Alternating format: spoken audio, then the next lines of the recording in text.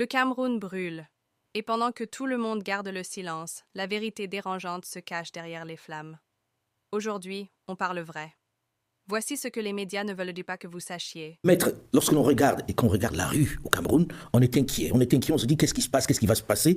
Et vous êtes avec le candidat Issa Chiroma. Est-ce qu'aujourd'hui, on peut de façon claire identifier ceux qui, dans cet ensemble de choses, d'un côté comme de l'autre, sont les meneurs et sont responsables de ce qui est en train de se passer sur place? La réponse est 10 fois oui. Un de mes amis qui était au Cameroun il n'y a pas longtemps m'a dit une chose stupéfiante. Il me dit, ça me rappelle quelque part la Stasi. Vous l'avez dit tout à l'heure, quand ils rentrent dans une maison, ils la mettent à un niveau de destruction inimaginable.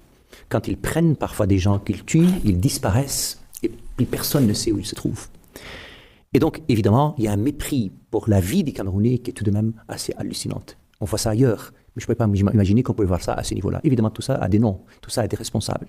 Et donc, notre devoir à tous, au-delà du Cameroun, mais du Cameroun parce que c'est de ça dont il s'agit maintenant, c'est que des enquêtes soient faites, c'est que des noms soient absolument donnés. Les noms, il s'agit de deux noms.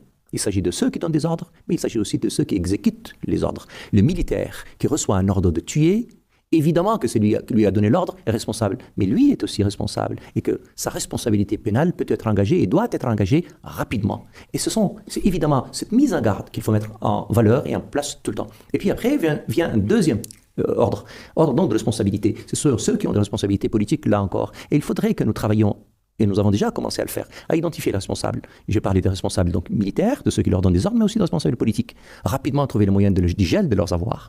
Rapidement trouver le moyen pour que leurs responsabilités directes soient identifiées, poursuivis là où ils le seront. Parce qu'encore une fois, nous atteignons aujourd'hui un niveau d'ignominie dans la destruction et dans l'assassinat des Camerounais qui est juste inimaginable. Est-ce que vous avez des personnes comme ça que vous avez déjà identifiées? Mais bien entendu, c'est ce que je vous disais tout à l'heure. D'abord, tout est filmé, tout est vu au-dessus de tout le monde. Vous mettez n'importe quel média social qui s'intéresse au Cameroun, vous avez une pléthore d'images qu'on n'avait pas il y a 20-30 ans. Et vous savez mais on ne sait pas quelle est la chaîne de commandement. Qui demande d'aller tuer? La chaîne de commandement au Cameroun est connue. Il n'y a pas besoin d'aller la chercher. Vous avez parlé tout à l'heure de la BIR, évidemment, qu'elle n'est pas capable de faire le maintien de l'ordre. Ceux qui font le maintien de l'ordre, ceux qui font de la police politique, ceux qui font du massacre, qui sont chargés la nuit d'aller chercher les gens là où ils sont connus. Et donc les identifier, que nous commençons à le faire déjà avec nos confrères camerounais, que nous recevons nous ici, mais ne vous en faites pas, nous allons vous présenter tout cela assez rapidement. Vous allez présenter ça assez rapidement, Abdelaziz Moundé. Alors, j'ai vu tout à l'heure des images qui parlent. Et le slogan de campagne de Paul Biya, c'était grandeur et espérance. Et je vais utiliser l'espérance parce que ça relève de la liturgie, parce que je ne sais pas ce que l'espérance venait faire dans un pays où on a besoin de projets concrets. Je parlais du devoir d'humilité, parce que c'est un peu, puisqu'il a convoqué un tout petit peu la liturgie chrétienne en parlant d'espérance. Un devoir d'humilité, pourquoi? Parce que vous passez en 2011 de 3 700 000 votants pour le candidat Biya, donc pour 77%, à 2018 à 2 500 000 votants pour lui, donc 71%, à 2 400 000 en 2025. Donc, il regresse progressivement. Il a perdu, entre-temps, 1,5 million de votants. Tout à l'heure, Antoine Glaser parlait du RDPC qui est complètement dépassé. C'est-à-dire qu'il y avait une légende urbaine qui disait que le RDPC a 3 500 000 adhérents. Que le RDPC a 3 500 000 adhérents. On voit très très bien que la machine qui consistait effectivement à donner des scores au président Biya ne fonctionne plus de ce point de vue-là. Et l'avantage de cette situation, c'est qu'elle est mise à nu désormais, notamment dans la question du septentrion. Le septentrion ayant le septentrion est dans le nord du Cameroun. Donc on a perdu le septentrion, il fallait trouver des voies ailleurs. Donc ce devoir d'humilité-là, il commande effectivement, c'est la question d'Alain Foucault tout à l'heure, il commande qu'il y ait des solutions politiques. Pourquoi? Parce que ce que Maître venait de dire tout à l'heure, il est évident que ce travail qui est fait par les avocats d'Issa Chiroma, il est en train d'être fait par des organisations locales. J'ai vu un certain nombre d'organisations de droits de l'homme locales, un certain nombre de lanceurs d'alerte qui sont déjà au quotidien en train de documenter, de trouver les noms des familles. Moi, j'ai vu un certain nombre de noms, on parle de 60 morts, on va déjà au-delà de 60 morts, des exactions qui sont commises, parce que ce que le pouvoir fait, c'est qu'on est en train de mettre en avant des stations qui sont brûlées, des édifices publics, etc. Mais c'est en réaction. Il y a eu une réaction à des chars d'assaut. Qu'est-ce que les chars d'assaut viennent faire dans la rue? Un char d'assaut, c'est un soutien à une infanterie. C'est-à-dire que quand il y a un char, c'est qu'il y a une infanterie. On est en situation de guerre. Or, on n'était pas en situation de guerre. C'était un appel à des manifestations pacifiques. On a tous suivi les discours d'Issa Chiroma, d'Anissa Ekane et de Diop Kamtiamini. C'était effectivement que les populations qui ont voté. Des personnes qui avaient voté et qui voyaient très bien. Mais bon, il y avait de la casse aussi. Oui, bien sûr. Comment on réagit face à la casse? Oui, non, il y a la casse, effectivement. J'allais dire que les unités anti-émeutes de la police camerounaise tiens, quand on nous parle souvent d'accords coloniaux, etc., le Cameroun a révisé ses accords de défense avec la France. Ils sont entrés dans les accords de coopération en matière de sécurité et de défense. En matière de sécurité et de défense, c'était des appuis à la gendarmerie nationale, notamment en matière de maîtrise des émeutes et des manifestations de rue. On a très bien vu que le matériel qui a souvent été octroyé par la France, c'est ce matériel-là, effectivement, qui pouvait permettre de contenir les populations qui manifestaient. Mais a contrario, quand effectivement il s'est agi d'interpeller Anissé Kane, Abba Oyono et les autres, on a vu que le pouvoir est rentré dans une logique de guerre.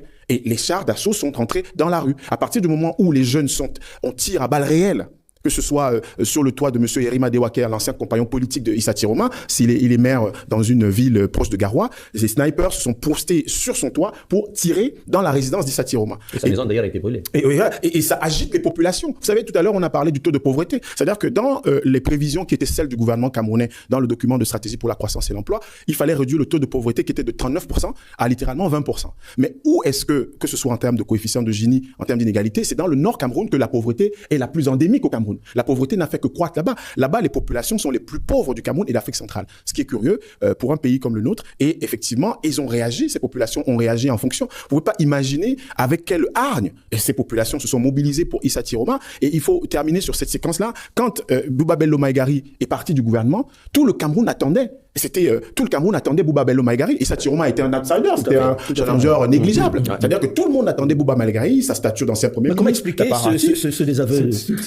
Oui, mais parce qu'à l'Infoca, il y a eu un discours ambigu et ambivalent de Bouba Bello Maïgari. C'est-à-dire que je démissionne du gouvernement et j'ai deux responsables gouvernementaux qui sont de l'UNDP au gouvernement, une secrétaire d'État et un ministre délégué, avec qui je fais campagne, notamment le ministre délégué. J'ai un sénateur nommé par le président Biya Plef Fangongaya, on n'a pas cru à qui est le secrétaire général. On n'a pas cru. À partir du moment où Issa Chiroma a fait un discours qui a été le déclencheur, avant même son déplacement à Garoua, il a dit: si vous m'accordez vos suffrages, je défendrai votre victoire. On a vu un déclenchement, une sorte vraiment de houle comme ça, qu'a accompagné Issa Chiroma. On a l'impression sa volonté, juste ajouter sa volonté, c'est-à-dire ce qu'il a déclaré depuis le début. 1, je fais pas 7 ans, je fais 5 ans. 2, je retourne sur le fédéralisme qui est assez intéressant. 3e, je serai une vraie petite transition pour que le Cameroun aille vers autre chose. Et ça, je pense que ça fait mouche et ça parle aux gens. Et ça aussi, il y avait l'Union pour le changement, parce que le stratège politique de l'année 2025 au Cameroun, c'est Anissé Kane. Anissé Kane qui va adouber Moïse Kamto, mais malheureusement, cette solution-là, effectivement, le pouvoir retourne effectivement un responsable du Manidem contre cette solution-là, et Anissé Kane qui va investir dans le cadre de l'Union pour le changement, ce qu'ils ont fait avec Foundia en 92. Alors revenons à ce qui se passe exactement. On a le sentiment que la communauté internationale dans cette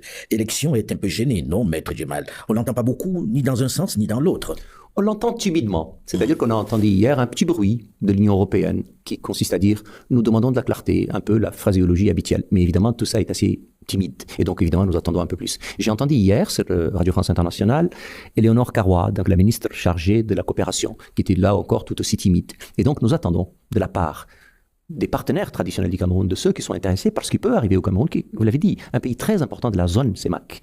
Si nous ne voulons pas qu'un chaos grave, sérieux, s'installe dans cette région, dans ce pays, qui va avoir des répercussions très graves sur tous les pays de la région, nous devons réagir rapidement. Et là, malheureusement, tout le monde est aux abonnés absents. Nous attendons une voix des États-Unis. Mais en même temps, la tradition veut qu'on félicite le nouveau... Mais c'est ce que j'allais vous dire. C'est-à-dire que nous attendons une voix des États-Unis d'Amérique, nous attendons une voix des partenaires traditionnels, mais vous avez raison. En même temps, on sent très bien qu'ils ont une vraie gêne. Ils voient que l'élection était une mascarade. Ils voient que le résultat n'est pas sérieux. Vous l'avez dit tout à l'heure, le protocole assez particulier millimétré de la Cour constitutionnelle. Ils ne sont même pas allés. C'est-à-dire qu'ils ne se sentent pas à l'aise. S'ils ne se sentent pas à l'aise, c'est parce qu'ils savent qu'il y a un problème. Et un problème, il y a. C'est que le président élu n'est pas investi. C'est le président non élu, c'est-à-dire non visible d'ailleurs, est investi. Et donc, il faudrait...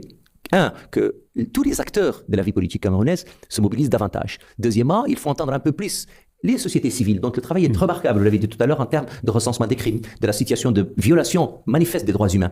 Et donc il faudrait que les partenaires, à commencer par les partenaires traditionnels, c'est-à-dire la France, c'est-à-dire l'Union européenne, les États-Unis d'Amérique, fassent entendre leur voix, là où ils ont été très rapides à la faire entendre en Ukraine, là où ils étaient très rapides à la faire entendre, pas très rapide, mais ils l'ont fait entendre quand même à Madagascar et un peu au Gabon, mais aussi dans les pays de l'OS. C'est-à-dire qu'on s'attend à ce que la vie des Camerounais veuille dire quelque chose, qu'elle soit respectée.